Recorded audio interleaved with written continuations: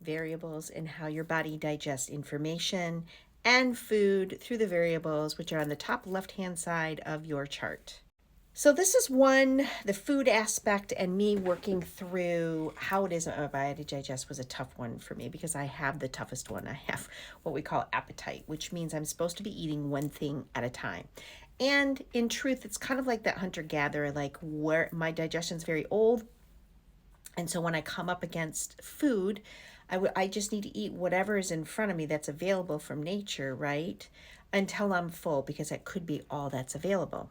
Well, in this day and age, when we have refrigeration and all these choices of foods, I've always found myself a little overwhelmed on what I should be eating.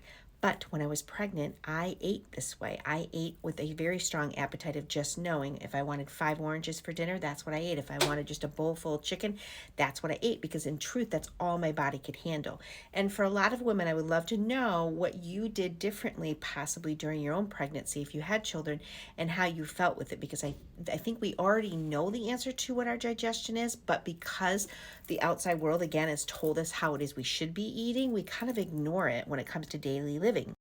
And my body is really rapidly healing itself because I've really taken this to heart. And I've also noticed, funny enough, that I can only handle, I always wondered why big projects always overwhelmed me. And especially being a generator type. And what I've discovered is if I can break things down into categories or groups and just take care of those one little things, those big projects are definitely doable, where I don't find myself half-assing things, right? So it's the same thing with the digestion of my food. It's a thing I will continue to practice and utilize. Currently, I've been eating a lot more protein than I ever have before, and I'm feeling the most clear-minded.